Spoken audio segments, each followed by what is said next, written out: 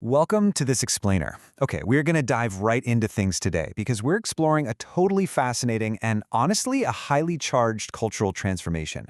We're looking at how the world's absolute most popular sport, football, or soccer depending on where you are, evolved from this really simple working class pastime into a hyper-commercialized multi-billion-dollar global industry.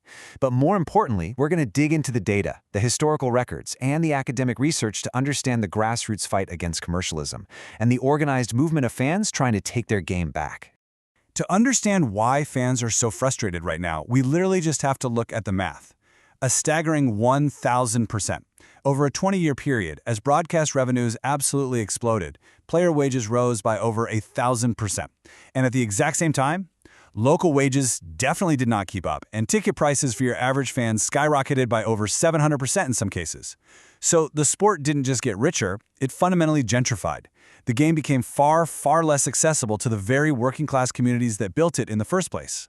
So to see how far the game has shifted, we need to look at Section 1, Working Class Roots, and how football began as a communal pastime. Because historically, this was the ultimate community asset. It was a weekly relief from the immense monotony and the physical hardship of industrial life. It wasn't just a sport, it was a core social institution that really helped define individual and community identity for the working class. To put that into perspective, back in 1883, there was this massive turning point. Blackburn Olympic, which is a team made up of working-class men from the north of England, actually defeated the wealthy, upper-class gentlemen of the old Etonians to win the FA Cup. It was huge. It was a moment that proved the sport belonged to the working class. But if we jump all the way forward to 1992, we hit the next major turning point, the creation of the Premier League. And this is where the modern corporate era truly kicks off. Which brings us to Section 2, the capitalist takeover, marking the beginning of the corporate era. In 1992, the formation of the Premier League, along with this massive influx of satellite TV money, acted like a complete industrial revolution for football. Suddenly, the entire focus shifted. The governing bodies that once protected the sporting values of the game, they basically stepped back and allowed a new, free market-driven governance to take hold. At the very heart of this shift is one specific concept, commodification. It's essentially the transformation of a community's lifelong passion into a simple object of trade, something just assigned a monetary exchange value. From a critical academic perspective, clubs completely shifted from being community assets into corporate entities. Their main goal pivoted to maximizing surplus value and profit for private investors and shareholders. Basically, treating the sport as a shiny product to be sold to a mass global market. And of course, this aggressive commercial shift didn't just happen in a vacuum. That leads us to Section 3. Alienating the fans through gentrification.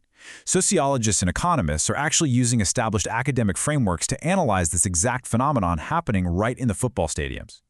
Yeah, researchers across sports medicine and sociology journals are actively studying how this extreme commercialization creates a really stark socioeconomic divide. They're documenting how this whole process is actively distancing traditional fans from the clubs that they built. The research highlights that the matchday experience has been fundamentally transformed, essentially pushing out the local community in favor of a much, much more affluent demographic. Researchers often use the Marxist concept of alienation to describe what's happening here. Put simply, alienation is the estrangement of a supporter from their club's historical identity. It's that gut-wrenching feeling of a traditional fan losing their historic community. A prime example cited by researchers is Manchester City's move from their historic home at Main Road to the highly modern Etihad Arena. Fans genuinely felt displaced. They were moved from a place rich with history to a placeless modern environment that was designed first and foremost to maximize ticket revenue and advertising. So the result is this huge clash of two totally distinct cultures. On one side, you have the traditional communal supporter, the people who built lifelong relationships on the standing terraces, treating the stadium as a historical social space. On the other side, you have the new target of the modern club model, the placeless consumer, or the tourist consumer. These are fans brought in quite literally just to consume a product rather than to uphold a century-old community tradition. But as you'll see, traditional fans aren't walking away quietly.